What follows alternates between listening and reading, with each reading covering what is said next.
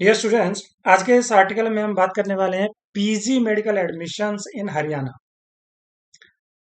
Last जो हमने article बनाया था वो कर्नाटका के ऊपर बनाया था और मैंने आपको बताया था कुछ स्टेट ऐसे होते हैं जो ओपन होते हैं जिसमें किसी भी स्टेट के बच्चे जाके अपने नंबर के बेसिस पे काउंसलिंग कर सकते हैं।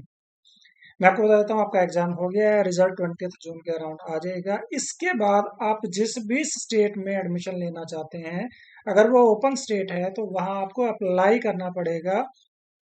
और वो तभी पॉसिबल है अगर आप एग्जाम अपना जो है वो क्वालिफाइंग मार्क्स लास्ट ईयर जैसे जो भी था वो इस आर्टिकल में हमने मेंशन किया है, लगभग लगभग 247 तक रिड्यूस हो गया था।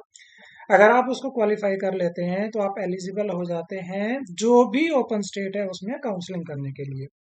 अब आपके पास दो तरीके होते हैं, आप चाहें तो गवर्नमेंट कॉलेज में एडमिशन ले सकते हैं। गवर्नमेंट में एडमिशन लेने के दो तरीके हो सकते हैं, या तो जो स्टेट डोमिसाइल है वहां आप एडमिशन लेंगे, उसमें वो स्टेट जहाँ से आप एमबीबीएस किया है आप वहाँ भी एलिजिबल रहते हैं। इसके अलावा कुछ स्टेट ऐसे होते हैं, अगर आपने यूजी में एडमिशन 15% कोटा से आप गए थे तो आप अपने स्टेट में जहाँ आपका रेजिडेंस है वहाँ भी आप काउंसलिंग कर सकते हैं। तो डोमिसाइल का क्राइटेरिया के लिए हमारा एक अलग से वीडियो बना हुआ है, आप उसको भी देख सकते हैं। तो मैंने आपको बताया है कि ऑल इंडिया में काउंसलिंग करने के लिए आप जा सकते हैं अगर गवर्नमेंट कॉलेज में आपका इंटरेस्ट है। दूसरा, आप स्टेट में एडमिशन ले सकते हैं। इसके अलावा आप चाहें तो डीम्ड मेडिकल कॉलेज में भी एडमिशन ले सकते हैं। डीम्ड में अगर आपका इंटरेस्ट है तो आपको एडमिशन लेना पड़ेगा ऑल इंडिया कोटा से। और अगर किसी प्राइवेट कॉलेज में आप इंटरेस्टेड हैं तो आपको उस पर्टिकुलर स्टेट में जाके काउंसलिंग करनी पड़ेगी, तभी वहां आप एडमिशन ले पाएंगे। जैसे हम बात करें कि अगर आपने कर्नाटका से एजुकेशन नहीं ली है, आपका कर्नाटका का डोमिसाइल नहीं है, तब भी आप कर्नाटका के प्राइवेट कॉलेज जैसे सेंट जॉन है, एमएस रमैया है, केम्पागौड़ा है, वदई है, सप्तागिरी है, बीजेएस ग्लोबल है, फादर मुल्लर है, इन कॉलेज में आप जाके काउंसलिंग कर सकते हैं अपने मार्क्स के बेसिस पे। और हमने उसमें बताया कि फीस भी काफी नॉमिनल होती है।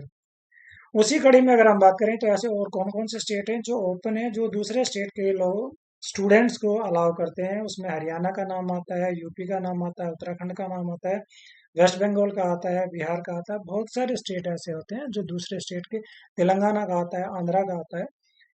लेकिन ऐसा जरूरी नहीं है कि हर स्टेट दूसरे स्टेट के बच्चों को अलाउ करे, तो वो उसको आपको चेक कर लेना। तो आज हम बात करने वाले हैं हरियाणा की। हरियाणा एक ओपन स्टेट है, इसमें दूसरे स्टेट के बच्चे भी आके काउंसलिंग कर सकते हैं।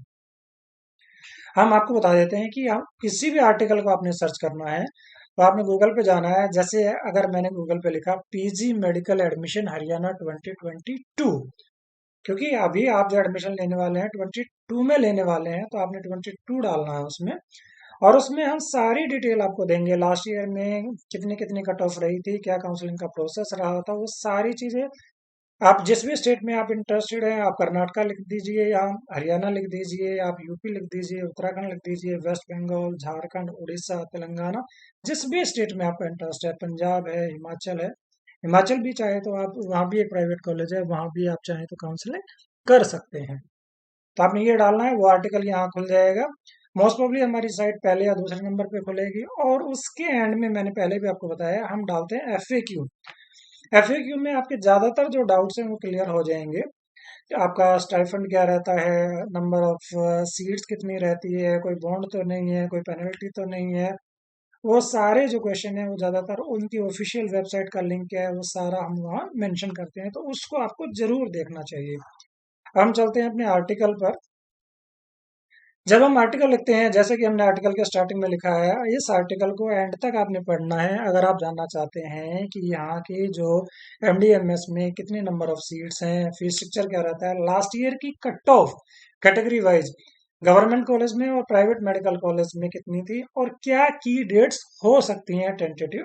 क्योंकि अभी तो आपका रिजल्ट भी नहीं आया है, रिजल्ट के बाद आपकी काउंसलिंग स्टार्ट होगी। सबसे पहले जो काउंसलिंग शुरू होती है वो ऑल इंडिया का राउंड 1 होता है। ऑल इंडिया में जो आपकी होती है, जितने भी गवर्नमेंट मेडिकल कॉलेज हैं उसका 50% सीट्स आएंगी। इसके अलावा जितने भी डीम्ड मेडिकल कॉलेज हैं उसकी काउंसलिंग वहां से होगी।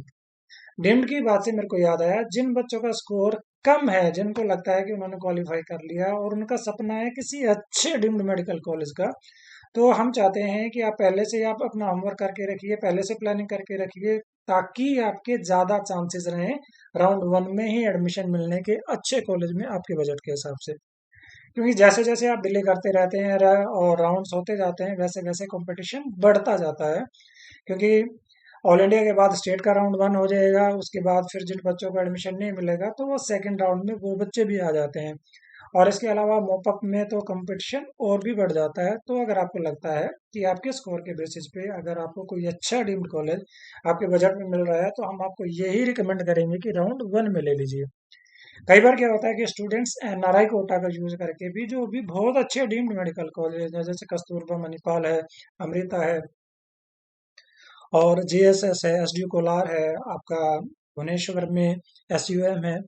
तो इस तरीके से और जामिया हमदर्द है, इसमें भी आप एडमिशन ले सकते हैं। श्री रामाचंद्रा है, उसमें भी आप एडमिशन ले सकते हैं। एमजीएम नवी मुंबई है, डीवाई पाटिल है, भारतीय विद्यापीठ है और बहुत सारे ऐसे कॉलेज हैं जो अच्छे कॉलेज हैं। आप चाहें तो उनमें एडमिशन ले सकते हैं अपने ब्रांचेस के हिसाब से और बजट के हिसाब से। तो जब आप इस आर्टिकल को पढ़ेंगे तो इसमें हमने कंप्लीट डिटेल आपको दी है कि जितने भी गवर्नमेंट मेडिकल कॉलेज हैं उनके क्लिनिकल ब्रांचेज में लास्ट ईयर में कट ऑफ कितनी थी, राउंड वन में कितनी थी, राउंड टू में कितनी थी। इसमें जो मेजरली जो क्लिनिकल ब्रांचेज हैं वो या तो पीजीआईएमएस रोहतक में जो लगभग कॉलेज है 1960 का। इसके अलावा ईएसआई फरीदाबाद भी काफ़ी अच्छा कॉलेज है, उसमें भी एडमिशन ले सकते हैं। क्लिनिकल ब्रांचेज इन दो ही कॉलेज में है। बाकी नॉन क्लिनिकल ब्रांचेज की जहाँ तक बात है वो आपका मेवात में भी है, शहीद हसन खान मेवात कॉलेज, और इसके अलावा कल्पना चावला में भी है, और जो लड़कियों का बीपीएस सोनीपत है उसमें भी नॉन क्लिनिकल की सीट्स हैं। आप चाहें तो उसमें भी आप एडमिशन ले सकते हैं।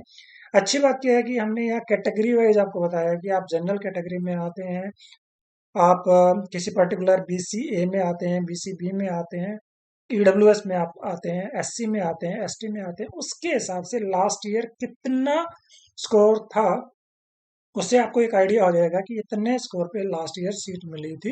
तो इस बार भी संभावना हो सकती है। हालांकि हर बार ट्रेंड थोड़ा सा चेंज हो जाता है, काउंसलिंग का प्रोसेस भी चेंज हो जाता है। ये सिर्फ आपको एक हेल्प करेगा एक आइडिया लेने के लिए, ताकि आप प्लान कर सके कि कौन सी ब्रांच आपको मिल सकती है, कौन से कॉलेज में आपको मिल सकती है।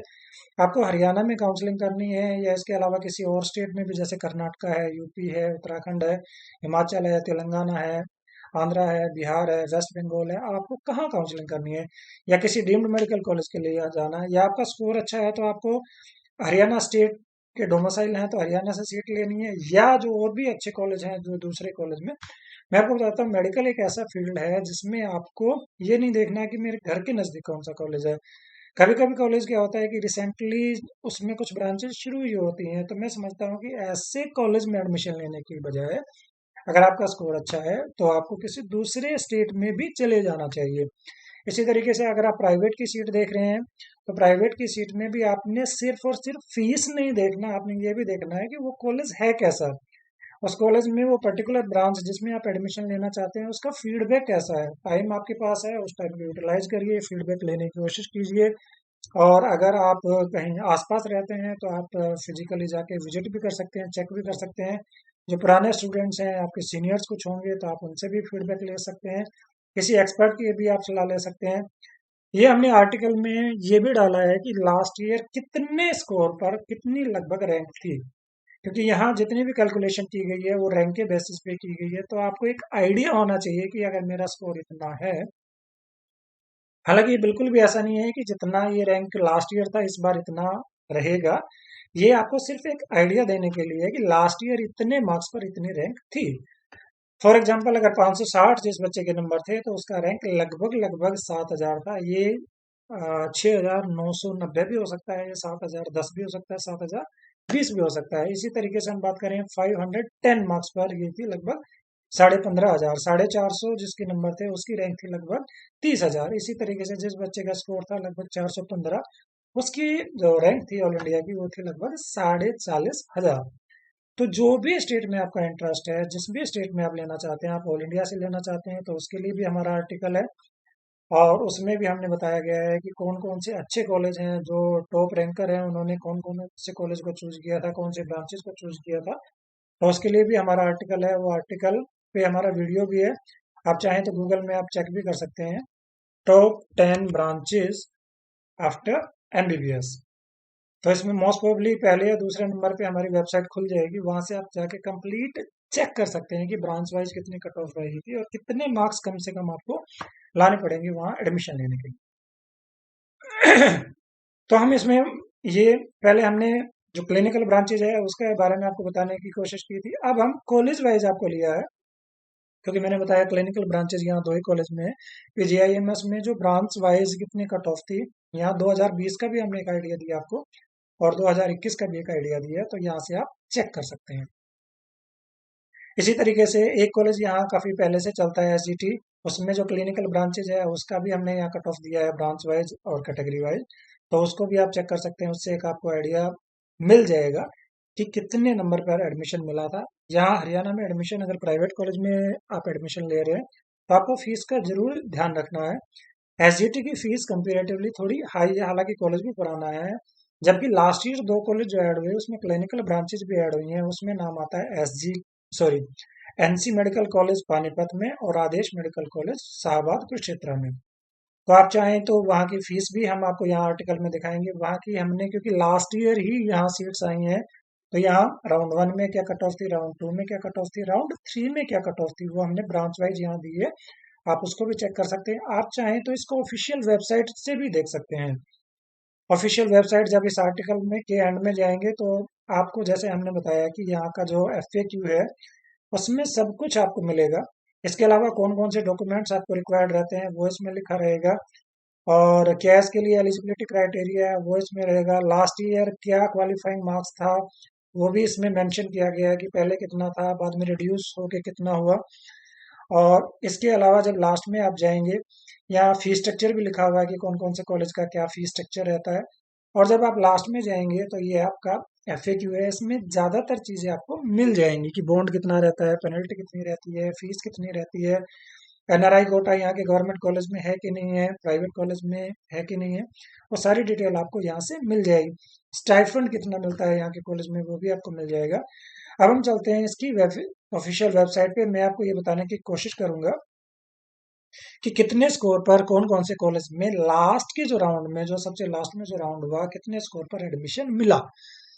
तो ये ऑफिशियल वेबसाइट पे अभी भी अवेलेबल है, आप इसको चेक कर सकते हैं। अगर आप चेक करें तो जो लास्ट एडमिशन हुआ था वो आपका हुआ था महाराजा अग्रसेन मेडिकल कॉलेज में, और जो ब्रांच थी वो थी आपकी फोरेंसिक मेडिसिन, और जो स्कोर था जस्ट 228। तो सिर्फ 228 नंबर पर भी बच्चे को फोरेंसिक मेडिसिन मिला था। पैथोलॉजी की बात करें तो एसजीटी में जो पैथोलॉजी की जो फीस है लगभग लगभग 17 लाख रुपए है, उसके लिए जो स्कोर था वो था लगभग 270। एनेस्थीसिया की बात करें तो एनेस्थीसिया में जो एडमिशन हुआ था वो हुआ था लगभग 294, और कॉलेज का नाम था आदेश मेडिकल कॉलेज। इसी तरीके से और भी हम क्लिनिकल ब्रांचेस की बात करें, अगर हम ऑप्थल की बात करें तो ऑप्थल में जो आदेश मेडिकल कॉलेज में सीट मिली थी 316। इसी तरीके से ऑर्थो की बात करें तो ऑर्थो का जो एडमिशन हुआ था 317। सेक्रेटरी आपका मिला था 325 में और कॉलेज का नाम था एसजीटी। इसी तरीके से जो लड़कियों का कॉलेज है उसमें कम्युनिटी मेडिसिन जो मिला था लगभग लगभग 326 मार्क्स पर ये मिला था। और अगर हम बात करें आदेश मेडिकल कॉलेज का ऑर्थो, वो मिला था लगभग 329। और इसी तरीके से आप बाकी ब्रांच देख सकते हैं, जैसे ऑर्थो आप देख सकते हैं, और भी आप ब्रांचेज हैं उनको आप यहाँ से चेक कर सकते हैं कि कौन। जनरल सर्जरी की हम बात करें, आपका पीडी शर्मा में वो मिला था 538 पर, पीडी शर्मा में ऑर्थो मिला था 520 पर। अब मैं आपको एक आइडिया देने की कोशिश करता हूँ कि यहाँ के जो कॉलेज हैं उनकी फीस कितनी रहती है। तो हम सबसे पहले चेक कर लेते हैं जो आपका गवर्नमेंट मेडिकल कॉलेज है शहीद हसन खान मेवाती कॉलेज नौ का। यहाँ नॉन क्लिनिकल ब्रांचेज है उनकी फीस यहाँ शो की गई है। हम स्टार्टिंग से देख लेते हैं जो भी प्राइवेट कॉलेज है। आदेश मेडिकल कॉलेज है उसकी जो फीस रहती है वो रहती है, यहाँ जो फीस दी गई है ये 50% फीस आपको शो हो रही है, क्योंकि at the time of admission उन्होंने बोला था कि आपको 50% फीस का या तो डीडी लेके आना है या इतना अमाउंट आप at the time of admission he transfer करेंगे, तभी आपका एडमिशन माना जाएगा। तो आप चेक कर सकते हैं जो भी टॉप की ब्रांचेज है उनकी फीस भी मात्र यहाँ है 14 लाख रुपए। आधी फीस आपको दिख रही है यहाँ 7 लाख रुपए। जैसे रेडियो जैसी ब्रांच आपको यहाँ 14 लाख रुपए में मिलती है। इसके अलावा जनरल मेडिसिन, इसके अलावा डर्मा, और जितनी भी आपकी ऑर्थो है, ऑप्थल है, जनरल सर्जरी है, जो भी ब्रांचेज है उनकी फीस मात्र 14 लाख रुपए है हरियाणा में। आदेश मेडिकल कॉलेज और आपका एनसी मेडिकल कॉलेज में। और इसके आपको पता ही है कि जो डीएनबी के कोर्सेज हैं उसमें जो फीस है वो फिक्स रहती है, चाहे हॉस्पिटल है या कॉलेज है, उसमें रहती है 1,48,000 रुपये। लड़कियों का जो कॉलेज है government medical college non clinical branches है, उनके जो फीस यहाँ दिखाई गई है 1,25,000 रुपये। ईएसआई में जो फीस दिखाई गई है वो दिखाई गई है लगभग 2.5 लाख रुपए। तो ये क्योंकि 50% है तो यहाँ 2.5 लाख दिखता है, तो इसकी जो फीस होगी वो होगी आपकी 5 लाख रुपए। महाराजा अग्रसेन की यहाँ फीस दिखाई गई है कि कौन कौन सी ब्रांचेज है, कौन कौन सी इसमें फीस है। एनसी मेडिकल कॉलेज वही जैसे मैंने आपको बताया, जैसे आदेश की होती है वैसे एनसी की भी होती है। एसजीटी की फीस थोड़ी सी ज़्यादा होती है। जैसे एसजीटी की बात करें, जो एनाटॉमी है वहाँ की फीस यहाँ आधी शो हो रही है 5 लाख रुपए, तो इसकी फीस रहेगी आपकी 10 लाख रुपए।